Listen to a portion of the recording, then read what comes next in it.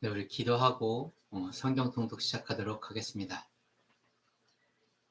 아버지 하나님 감사드립니다.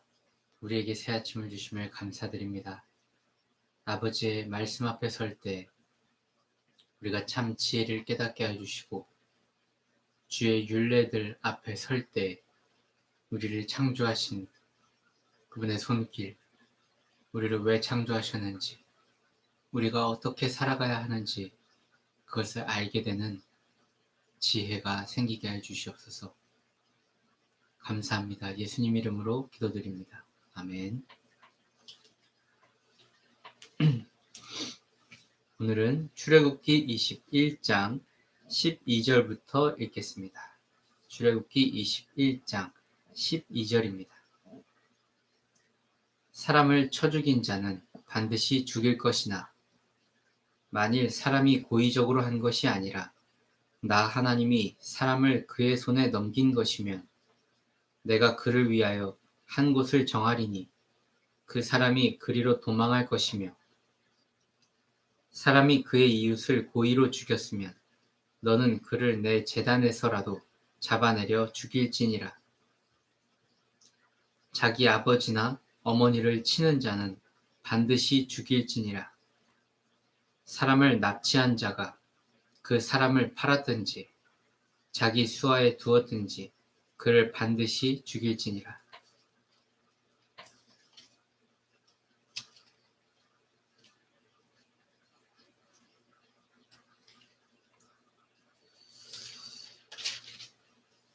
자기의 아버지나 어머니를 저주하는 자는 반드시 죽일지니라. 사람이 서로 싸우다가 하나가 돌이나 주먹으로 그의 상대방을 쳤으나 그가 죽지 않고 자리에 누웠다가 지팡이를 짚고 일어나 걸으면 그를 친 자가 형벌은 면하되 그간의 손해를 배상하고 그가 완치되게 할 것이니라.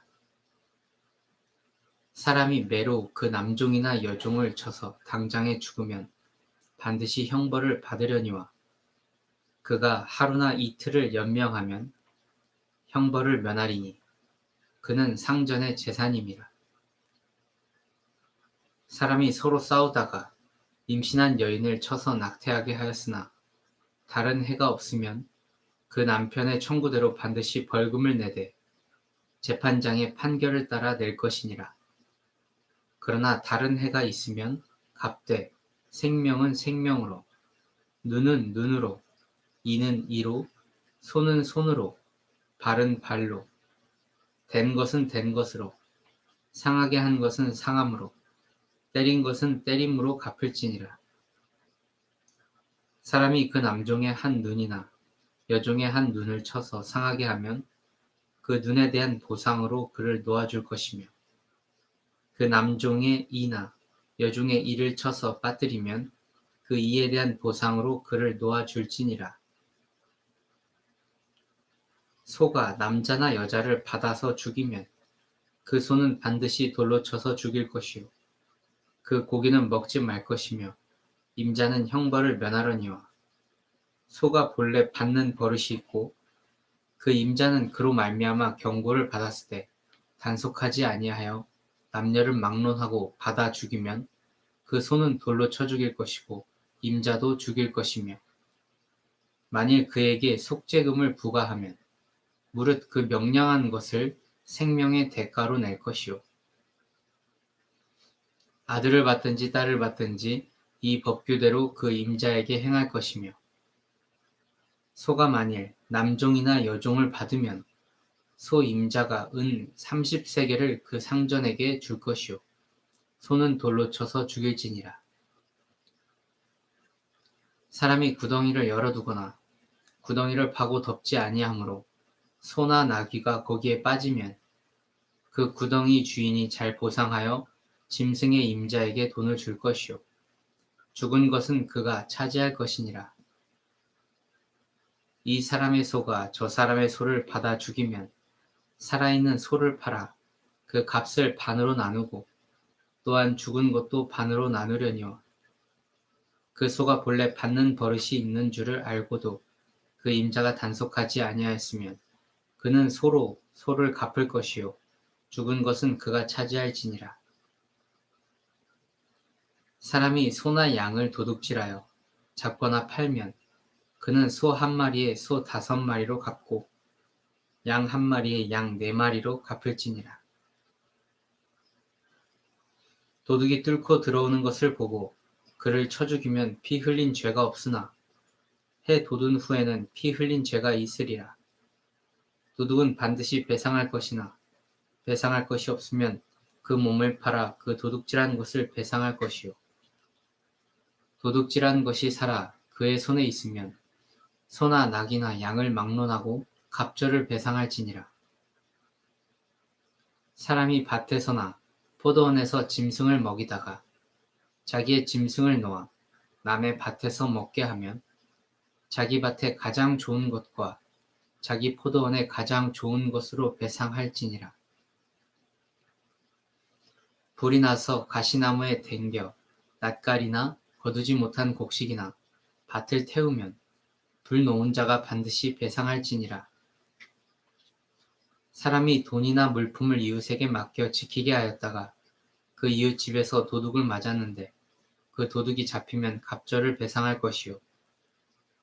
도둑이 잡히지 아니하면 그 집 주인이 재판장 앞에 가서 자기가 그 이웃의 물품에 손댄 여부에 조사를 받을 것이며 어떤 잃은 물건, 즉 소나 낙이나 양이나 의복이나 또는 다른 잃은 물건에 대하여 어떤 사람이 이르기를 이것이 그것이라 하면 양편이 재판장 앞에 나갈 것이요 재판장이 죄 있다고 하는 자가 그 상대편에게 갑절을 배상할지니라.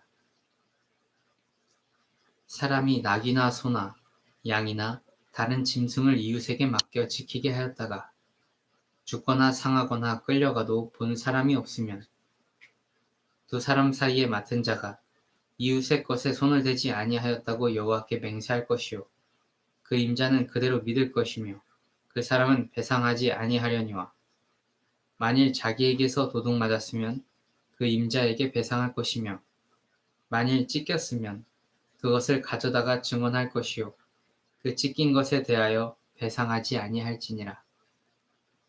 만일 이웃에게 빌려온 것이 그 임자가 함께 있지 아니할 때에 상하거나 죽으면 반드시 배상하려니와 그 임자가 그것과 함께 있었으면 배상하지 아니할지니라.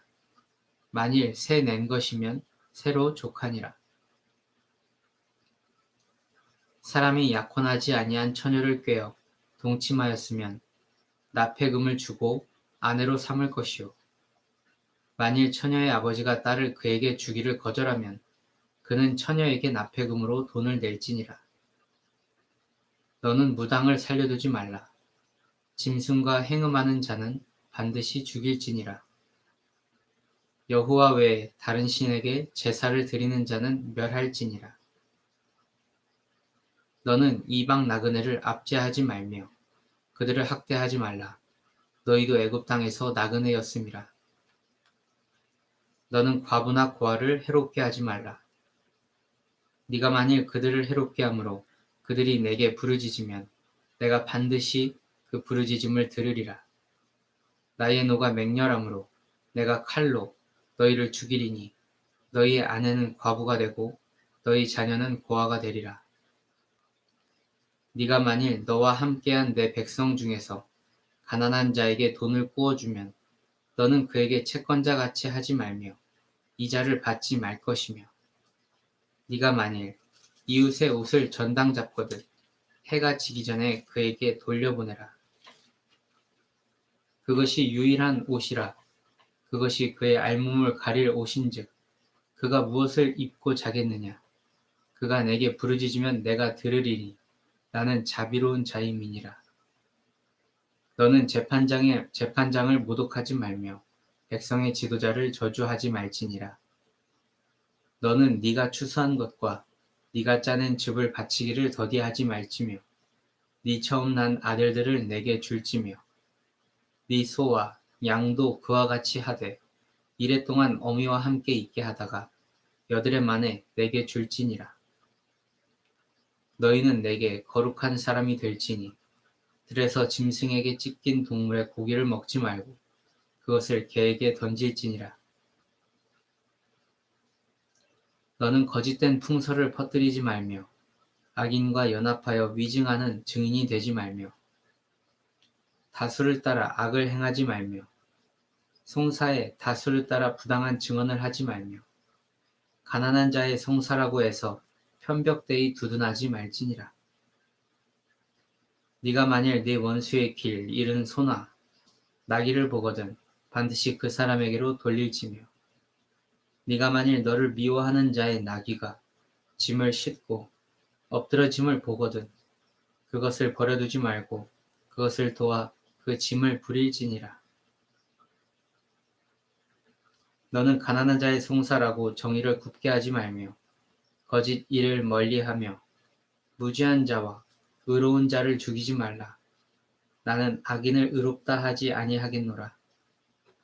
너는 뇌물을 받지 말라. 뇌물은 밝은 자의 눈을 어둡게 하고 의로운 자의 말을 굳게 하느니라. 너는 이방 나그네를 압제하지 말라. 너희가 애굽 땅에서 나그네 되었었은즉 나그네의 사정을 아느니라. 너는 6해 동안은 너희 땅에 파종하여 그 소산을 거두고 7째 해에는 갈지 말고 묵혀두어서 내 백성의 가난한 자들이 먹게 하라. 그 남은 것은 들짐승이 먹으리라. 네 포도원과 감람원도 그리할지니라. 너는 6해 동안에 네 일을 하고 7째 날에는 쉬라. 내 소와 나귀가 쉴 것이며 내 여중의 자식과 나그네가 숨을 돌리리라. 내가 네게 이른 모든 일을 삼가 지키고 다른 신들의 이름은 부르지도 말며 내 입에서 들리게도 하지 말지니라. 너는 매년 3번 내게 절기를 지킬지니라. 너는 무교병의 절기를 지키라. 내가 내게 명령한 대로 아비볼에 정한 때에 1해 동안 무교병을 먹을지니 이는 그 달에 네가 애굽에서 나왔음이라.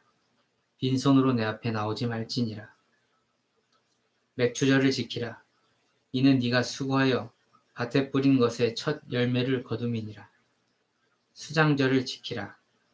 이는 네가 수고하여 이룬 것을 연말에 밭에서부터 거두어 저장함이라. 내 모든 남자는 매년 3번씩 주 여호와께 보일지니라. 너는 내 제물의 피를 유교병과 함께 드리지 말며 내 절기 제물의 기름을 아침까지 남겨두지 말지니라. 내 토지에서 처음 거둔 열매 가장 좋은 것을 가져다가 너희 하나님 여호와의 전에 드릴지니라. 너는 염소 새끼를 그 어미의 젖으로 삼지 말지니라. 내가 사자를 내 앞서 보내어 길에서 너를 보호하여 너를 내가 예비한 곳에 이르게 하리니 너희는 삼가 그의 목소리를 청종하고 그를 노엽게 하지 말라.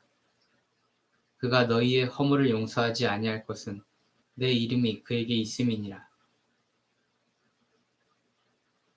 네가 그의 목소리를 잘 청종하고 내 모든 말대로 행하면 내가 내 원수에게 원수가 되고 내 대적에게 대적이 될지라. 내 사자가 네 앞에 가서 너를 아모리 사람과 헷 사람과 브리스 사람과 가나안 사람과 히위 사람과 여부수 사람에게로 인도하고 나는 그들을 끊으리니 너는 그들의 신을 경배하지 말며 섬기지 말며 그들의 행위를 본받지 말고 그것들을 다 깨뜨리며 그들의 주상을 부수고 내 하나님 여호와를 섬기라. 그리하면 여호와가 너희의 양식과 물에 복을 내리고 너희 중에서 병을 제하리니 네 나라에 낙태하는 자가 없고 임신하지 못하는 자가 없을 것이라. 내가 너의 날수를 채우리라. 내가 내 위엄을 네 앞서 보내어 네가 이곳 이를 곳의 모든 백성을 물리치고 내 모든 원수들이 네게 등을 돌려 도망하게 할 것이며 내가 왕벌을 네 앞에 보내리니 그 벌이 히위 족속과 가나안 족속과 헷 족속을 네 앞에서 쫓아내리라. 그러나 그 땅이 황폐하게 되므로 들짐승이 번성하여 너희를 해할까 하여 1년 안에는 그들을 네 앞에서 쫓아내지 아니하고 네가 번성하여 그 땅을 기업으로 얻을 때까지 내가 그들을 네 앞에서 조금씩 쫓아내리라. 내가 네 경계를 홍해에서부터 블레셋 바닷까지 광야에서부터 강까지 정하고 그 땅의 주민을 네 손에 넘기리니 네가 그들을 네 앞에서 쫓아낼지라. 너는 그들과 그들의 신들과 언약하지 말라. 그들이 네 땅에 머무르지 못할 것은 그들이 너를 내게 범죄하게 할까 두려움이라.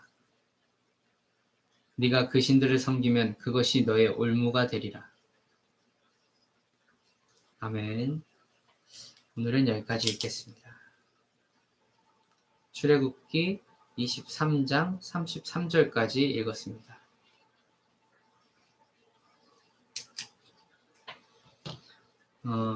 출애굽기 후반부에는 이제 여호와의 율례들이 이제 이어져서 나오게 됩니다. 그 율례들을 볼 때 우리가 일반 그 세상의 법조항을 살펴보면 굉장히 딱딱하고 그 안에 감정이 없는 것 같고 도대체 무슨 얘기를 하려는 것인가 알아채기가 쉽지가 않습니다. 그래서 법조인에게 전문가에게 찾아가서 상담을 요청해야 할 정도로 난해하고 이것을 법을 자기 의미로 해석하고 또 유리하게 적용할 수 있는 여지가 아주 많이 있습니다.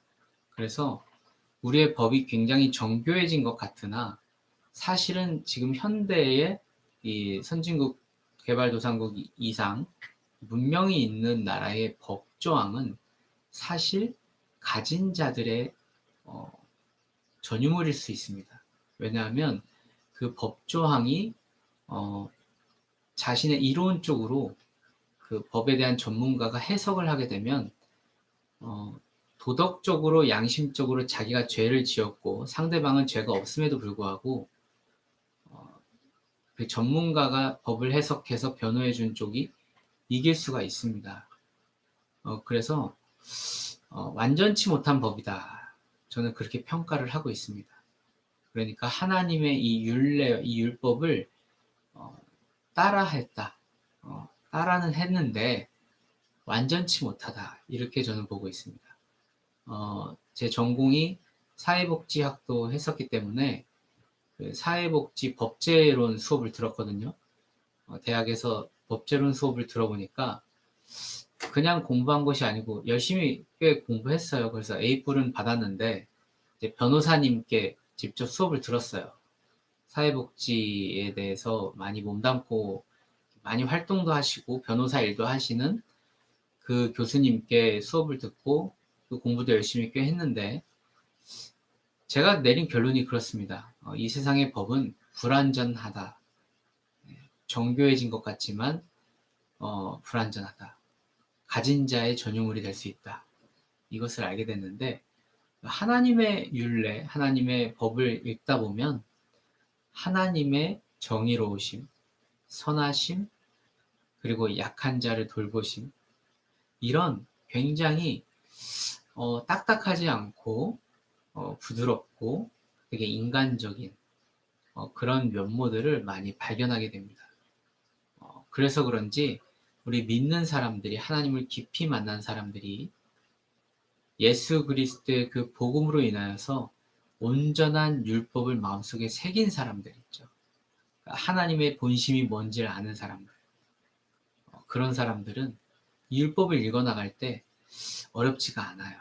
네, 율법은 어려운 것이 아닙니다. 하나님이 말씀하신 그대로 믿고 더하거나 빼지 않고 그 율법을 하나님의 마음을 추적하면서 나아간다면 이 율법은 우리가 성경 말씀을 읽는 그대로 은혜가 돼요.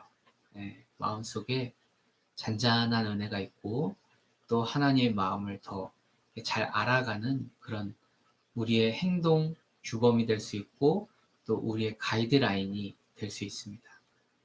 그런데 우리가 믿음 없는 상태에서 이 율법의 내용들이 인간사의 내용들을 다 다루고 있기 때문에 잔인하다, 듣기 좀 꺼림칙하다, 이것까지 내가 성경에서 읽어야 되나? 성경에 이런 내용까지 인간의 그 안 좋은 내용들 다 나와 있네? 꺼림칙하다, 읽기 싫다 하고 멀리하게 되면 결국에 하나님의 법이 그 안에 오롯이 자리 잡기가 힘들어요. 하나님이 사람에게 명하신, 그리고 사람에게 원하시는 그 삶을 영위하기가 어렵습니다.